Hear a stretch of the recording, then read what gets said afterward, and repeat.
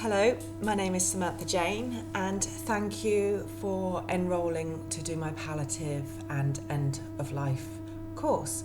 Now, I wanted to just pop on and do a video lesson within the course because I've had years and years and years of experience of working as a healer, as a Reiki healer and as an angelics healer.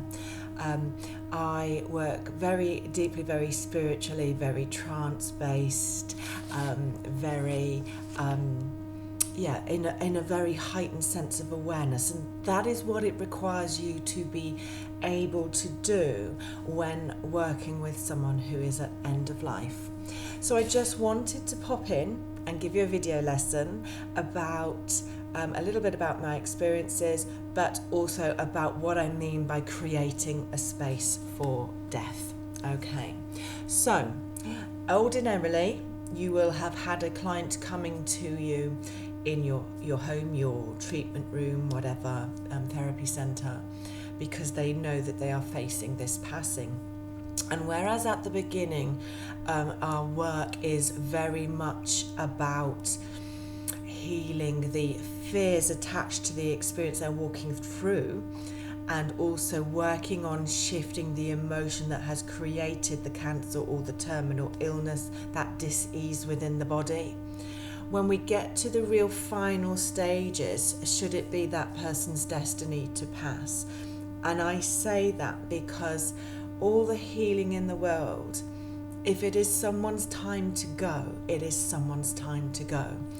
And so we never make false promises. We give clients hope, but we are the calming influence, a source of peace, guidance, love and divine energy in that build-up.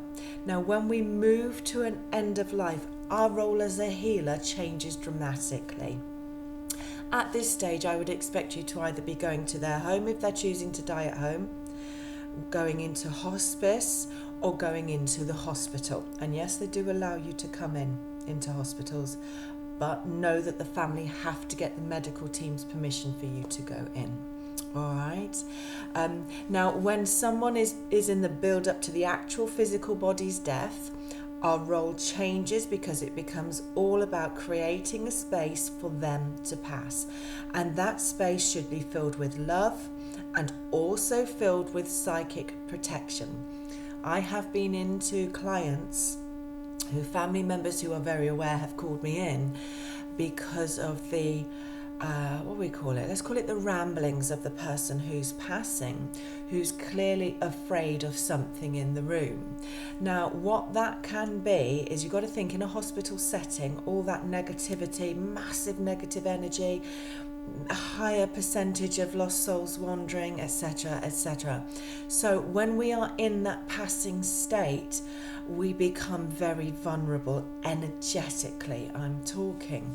So often we can attract in what we call negative entities or just lost souls, those kinds of souls into the room, into the aura of the person that is passing. So a large part of our role is to put in psychic protection, and we do that by placing the circle of protection around the bed. Now, if you're Reiki trained, then we would be putting, as you should already know, the chakra symbol into the walls of the room or the ward. All right. We also draw the symbol and we spin it around the bed. Now, you can either do that physically if you feel it is right to physically do it, or on the whole, we tend to just be sat next to the patient and doing all of this visually. All right, it's about intention and it's about visualization. So we send the chakra symbol around the bed. If, like me as well, you're working with angels, we would call in the circle of angelic protection. And we physically see them come in from behind the client's head to form a circle around the bed and give space and time for that to happen. Okay. Now at this stage of the passing, there's no point working on the physical chakras. We're not interested in those. Your role at this stage is to work on the spiritual chakras to help for passing. Now, people pass in two ways. They either pass through the crown chakra, and they do that if they are very spiritual. And we use the color orange to focus the mind, the client's mind, for the purpose of passing, or on the purpose of passing. If they are not so spiritual, then they will pass through the heart chakra. And this is where we use the green color, the green vibration, to prepare the body and soul for passing. So we would fill their aura with those colors. We would be opening up the higher crown, the third eye, the heart, yeah?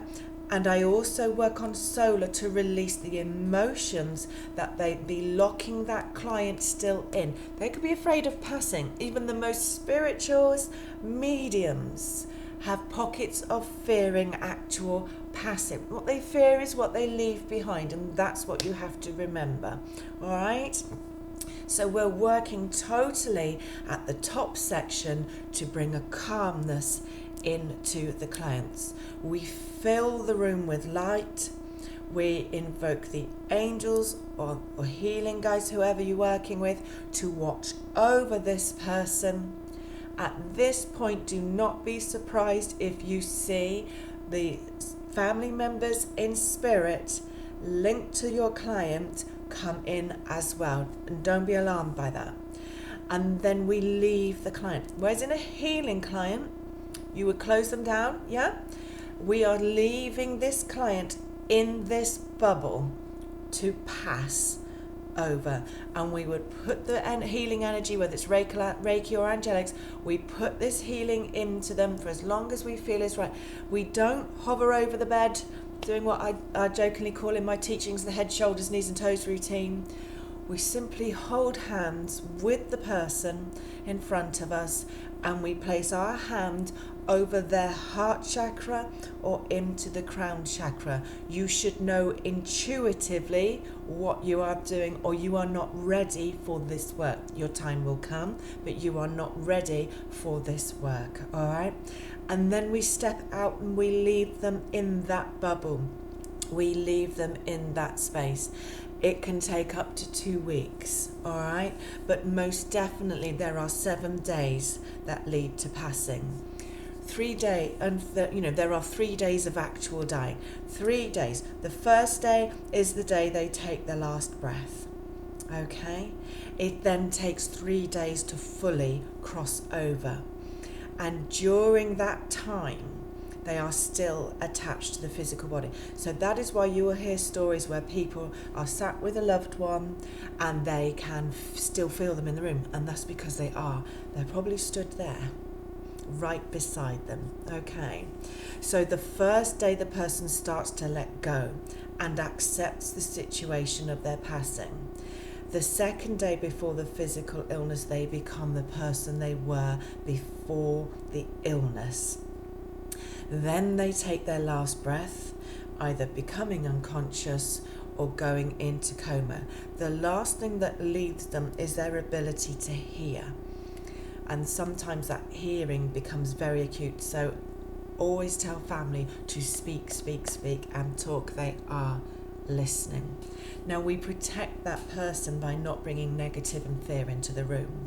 Everyone who visits that person should be encouraged to feel nothing but love and joy, compassion. It is not distasteful to be sat around the bed, reminiscing, laughing, joking. That is love. That is pure love. And we should encourage the family. And we should be thanking the person in front of us for everything that they have done, and reassuring them that everything is going to be okay, and give them permission to go. So be aware as a healer at this stage of life, at this stage of life, you are working with the family as much as you are your client, your patient. the family will want to talk to you afterwards. They will want to know if the person is suffering. They will want to know if there's anything more they should be doing, could be doing. Yeah? If you're able to communicate with the soul of the person, even better, because you can relay that back. But our role is to remember we are healing the whole of the family, not just the person in that bed. So make sure you make time in your schedule to sit a while with the family and know that the healing energy will be indirectly flowing through you into those clients. Now, if you want to receive actual physical training to come and work with me, obviously I can't bring in someone who is dying for you to work with, but if you want to have some teaching time to give you that reassurance, then drop me an email. There are links within this course, and good luck, and thank you for choosing this.